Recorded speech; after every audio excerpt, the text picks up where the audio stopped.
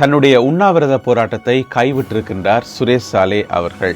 அத்துடன் நீதிமன்றம் அவருடைய கோரிக்கைகள் அனைத்தையும் நிராகரித்து இன்றைக்கு அதிரடியான தீர்ப்பொன்றை வழங்கியிருக்கிறது.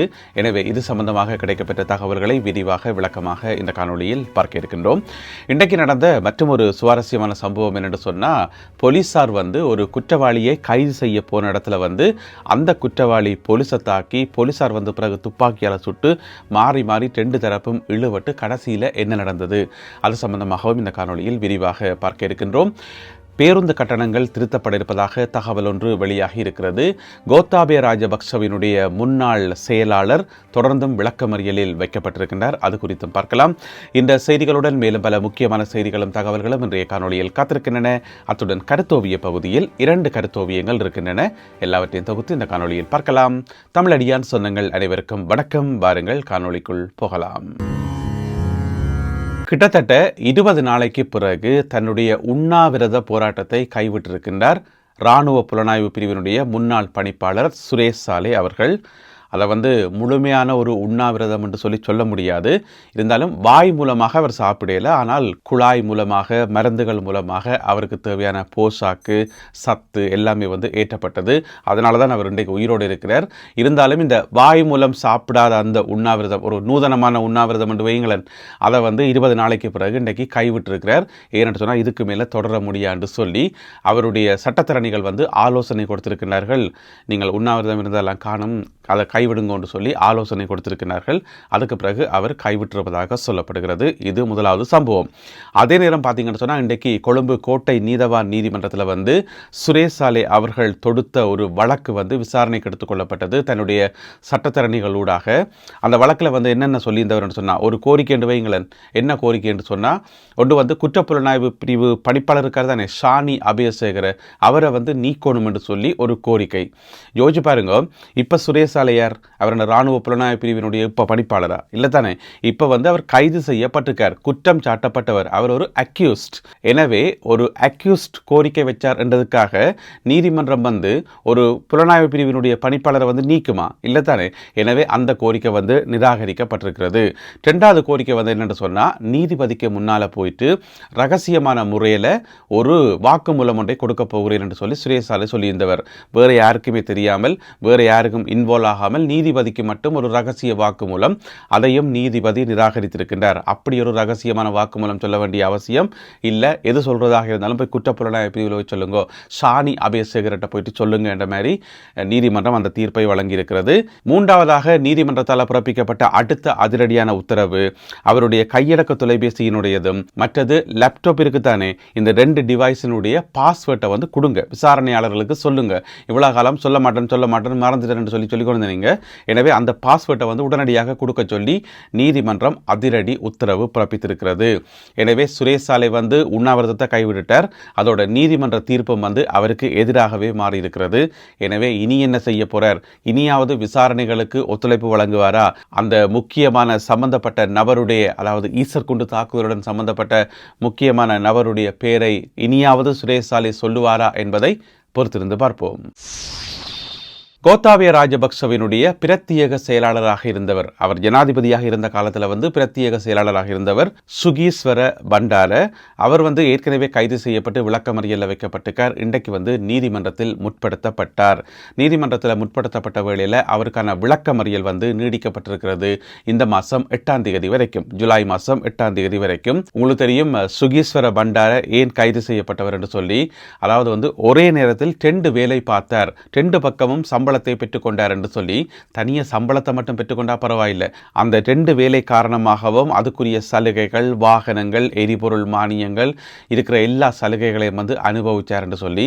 அந்த 2 வேலைகளும் உங்களுக்கு தெரியும். ஒன்று கோத்தாபய ராஜபக்சவுக்கு செயலாளராக இருக்கிறது, பிஏவாக இருக்கிறது, அது முதலாவது ஜாப். 2வது திட்ட பணிப்பாளர் என்று சொல்லி ஒரு புதுசாக ஒரு ஜாப் ஒன்று உருவாக்கி, என்னத்தின் திட்ட பணிப்பாளர், என்னத்தை திட்டமிட்டவர் ஒன்றுமே தெரியாது, திட்ட பணிப்பாளர் என்ற ஒரு பேரை போட்டு அவருக்கு ஒரு பதவியை கொடுத்து அவருக்கு சம்பளம் கொடுத்தது. எனவே அதில் அரசாங்கத்துக்கு நட்டம் தானே, சும்மா தேவையில்லாமல் சம்பளத்தை கொடுத்தது. எனவே அதன் காரணமாக கைது செய்யப்பட்டு தொடர்ந்தும் விளக்கமறியலில் வைக்கப்பட்டுள்ளார். பேருந்து கட்டணங்களை திருத்துவதற்கு அமைச்சரவை அனுமதி வழங்கியதை அடுத்து உடனடியாகவே 12% பேருந்து கட்டணங்கள் அதிகரிக்கப்பட்டுள்ளன. அதாவது இன்று அமைச்சர் டாக்டர் நலிந்த ஜெயதிஸ் அவர்கள் இந்த அறிவிப்பை வெளியிட்டிருந்தார். அமைச்சரவையில் தீர்மானம் எடுக்கப்பட்டிருக்கிறது, நீங்கள் பேருந்து கட்டணங்களை திருத்தலாம் என்று சொல்லி. அதாவது இலங்கையில் இருக்கக்கூடிய அந்த பேருந்து கட்டணங்களுக்கான சட்டங்கள் இருக்குதானே, அதன்படி ஒவ்வொரு வருஷமும் ஜூலை மாதம் 1ஆம் தேதி கட்டணத்தில் திருத்தங்கள் கொண்டு வரணும்.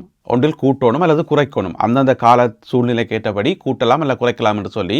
ஆனால் இந்த முறை திருத்தம் கொண்டு வரப்படுமா இல்லையா என்று சொல்லி ஒரே குழப்பமாக இருந்தது.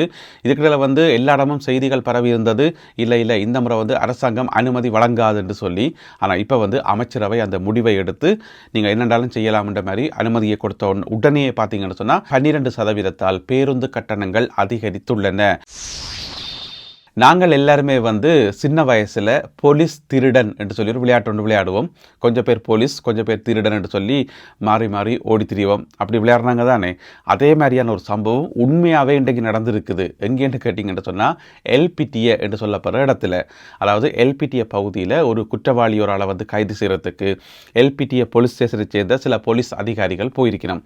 போயிட்டு ஆளை கண்டுபிடிச்சி ஆளை மடக்கி பிடிச்சி கைது செய்து கையில் விலங்கு போடலாம் என்று ட்ரை பண்ணும்போது அந்த ஆள் என்ன செய்திருக்குது, எங்கேயோ ஒரு கத்தியோட ஒளிச்சு வச்சிருந்து போட்டு எடுத்து போலீஸ்காரருக்கு குத்தி இருக்குது. அதில் ஒரு போலீஸ்காரருக்கு காயம். இதுக்கிடையில் போலீஸ்காரர் ட்ரை பண்ணி ஒரு கையில் விலங்க போட்டுட்டுனா மற்ற கைக்கு மாட்டேல.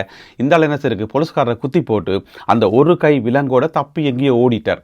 ஓடினா பிறகு போலீஸ் வானத்தை நோக்கி சுட்டுருக்குது. அப்பவும் பயப்படாமல் தப்பி ஓடிக்கார்.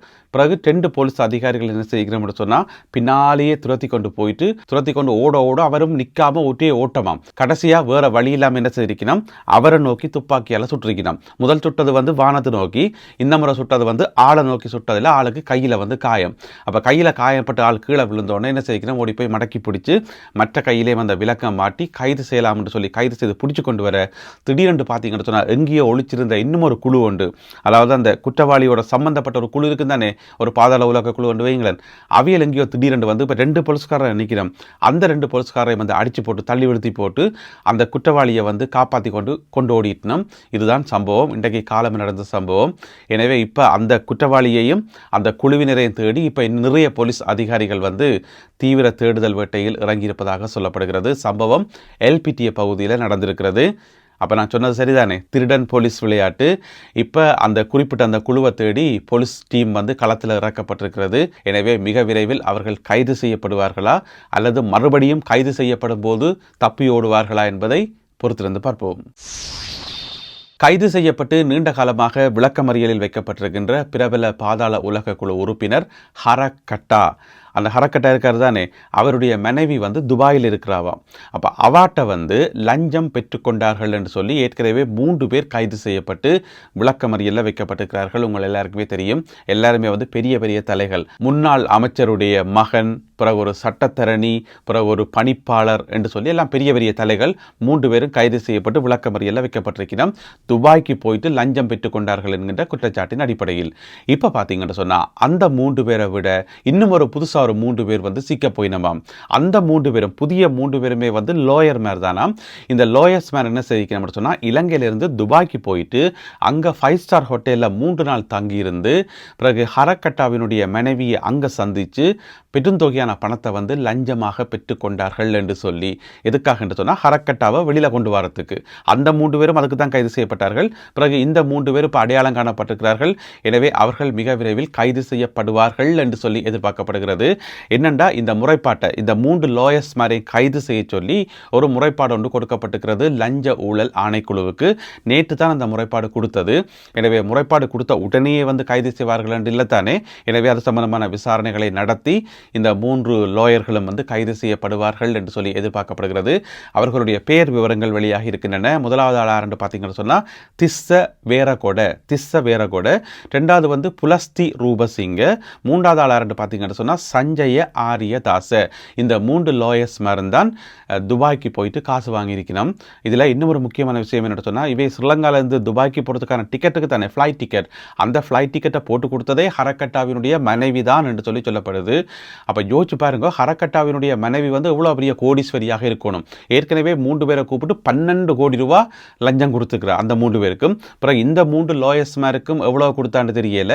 எனவே அந்த நாங்கள் புது வருஷத்துக்கு வந்து ஹை விசேஷம் கொடுக்குற மாதிரி ஒவ்வொருத்தரையும் கூப்பிட்டு நல்லா கோடிக்கணக்கில் காசை அள்ளி இறைக்கிற அவர்களுக்கு துபாயிலிருந்து ஹரக்கட்டாவினுடைய மனைவி. அதாவது ஹரக்கட்டாவை வந்து எப்படியாவது வெளியில் கொண்டு வந்துடணுமென்றக்காகத்தான். இப்போ ஒரு கணவன் கைது செய்யப்பட்டு விளக்கமறியல் இருக்கும்போது கணவனை வெளியில் கொண்டு வரத்துக்கு மனைவி முயற்சி எடுக்கிறது வந்து சாதாரண ஒரு விஷயம் தான், அதில் ஆச்சரியப்படுறது கொண்டும் இல்லை. ஆனால் ஒவ்வொருத்தரையும் கூப்பிட்டு கோடிக்கணக்கில் காசு அள்ளி இறைக்கிறீங்களே, அந்த காசு எங்கேருந்து வந்தது? அதுதான் இங்கே பிரச்சனை. எல்லா காசும் வந்து போதைப்பொருள் வித்த காசும், அதே மாதிரி பாதாள உலக குழுவிலிருந்து கட்ட பஞ்சாயத்து செய்து அவனையும் சுட்டு கொண்டு இந்த மாதிரியான வேலை செய்து உழைச்ச காசு தானே. எனவே தவறான வழியில் வர காசு தவறான வழியிலேயே போகும்ன்றதுக்கு இது ஒரு நல்ல உதாரணம். எனவே இந்த 3 சட்டத்தரணிகளும் மிக விரைவில் கைது செய்யப்படலாம் என்று சொல்லி எதிர்பார்க்கப்படுகிறது. எங்களுக்கு முன்னால் இருக்கக்கூடிய கேள்வி என்னென்று சொன்னால், அந்த 3 பேர் பிறகு இங்கே ஒரு 3 பேர், இந்த 6 பேரும் மட்டும்தானா அல்லது இன்னும் நிறைய பேர் வெளியில் இருக்கணுமா துபாயில் போயிட்டு கை விசேஷம் வாங்கின ஆக்கள்? அடுத்ததாக இன்றைய கருத்தோவிய பகுதி. இதில் முதலாவது கருத்தோவியம் பாருங்கோ, ஒரு பெண்ணாம்பெரிய ஒரு மரம் ஒன்று நிற்கிது, ஒரு ஆலமரம் என்று வையுங்களன். அந்த மரத்துக்கு மேல் எழுதப்பட்டிருக்கிறது அண்டர் வேர்ல்டு என்று சொல்லி, பாதாள உலக குழு என்று சொல்லி எழுதப்பட்டிருக்கிறது. அந்த மரத்தை வந்து கருப்பு கலரில் வரைஞ்சிருக்கணும். ஏன்னு சொன்னால் பாதாள உலக குழு என்று சொல்லப்படுற மரம் வந்து எப்போவுமே கருப்பாக தானே இருக்கும், பின்ன பச்சை பசைரண்டாக இருக்கும் இல்லை தானே. அந்த மரத்துக்கு கீழே 3 பேர் நிழலுக்கு ஒதுங்கி இருக்கணும். ஆறாக்கள்னு பார்த்தீங்கன்னு சொன்னால், இங்கால ஒரு அரசியல்வாதி, அங்கால பார்த்தீங்கன்னு சொன்னால் ஒரு கோட் சூட் போட்டு டை கட்டின ஒரு ஆள், ஆஃப்கோர்ஸ் அவர் சட்டத்தரணி லாயர். அங்கால பார்த்தீங்கன்னு சொன்னால் ஒரு போலீஸ் உத்தியோகத்தர். எனவே இவைக்கு போலீஸ் உத்தியோகத்தர், அரசியல்வாதி, லாயர், இந்த 3 பேருமே வந்து 3 தரப்புமே வந்து பாதாள உலக குழுவினுடைய நிழலுக்கு கீழே ஒதுங்கி இருந்திருக்கிறார்கள் அந்த காலத்தில் என்றதை மிக துல்லியமாக இந்த கருத்தோவியம் எடுத்து காட்டுகிறது. இது முதலாவது கருத்தோவியம். 2வது கருத்தோவியம் பார்த்தீங்கன்னு சொன்னால் அன்று இன்று என்று சொல்லி 2 பிரிவாக பிரிக்கப்பட்டிருக்கிறது. அதில் அந்த அன்று பகுதியில் பார்த்தீங்கன்னு சொன்னால் நிறைய வாகனங்கள் அடுக்கி வைக்கப்பட்டிருக்குது. முன்னுக்கு ஒரு ஆள் வந்து லீசிங் என்று சொல்லி ஒரு சாதாரண குடிமகனை பார்த்து அந்த போர்டை காட்டுறார். அதாவது வாகனங்கள் வந்து அன்றைக்கு லீசிங்கில் விடப்பட்டேன்னு சொல்லி. கீழே பார்த்தீங்கன்னு சொன்னால் அதே ஆள் வந்து லீசிங் என்று சொல்லி குத்தகைக்கு விடுறதுக்கு பிடிச்சி கொண்டிருக்கிறார் போர்டை. அங்கால பார்த்தா அரிசி மூட்டையில் எல்லாம் வந்து அடுக்கி வைக்கப்பட்டுகிறது. எனவே அன்று வாகனங்கள் வந்து குத்தகைக்கு விடப்பட்டது, இன்றைக்கு அரிசி வந்து குத்தகைக்கு விடப்படுது என்ற மாதிரி. அதாவது அரச ஊழியர்களுக்கு 20 கிலோ அரிசி கொடுக்கிறதானே, அந்த சம்பவத்தை மையமாக வச்சு இந்த ஒரு கருத்தோவியம் வந்து வரையப்பட்டிருக்கிறது. இந்த 2 கருத்தோவியங்கள் மற்றும் இன்றைய காணொலியில் பகிர்ந்து கொள்ளப்பட்ட செய்திகள், தகவல்கள் தொடர்பான உங்களுடைய கருத்துக்களை மறக்காமல் கீழே எழுதுங்கள். மீண்டும் சந்திப்போம் உறவுகளே. நன்றி, வணக்கம்.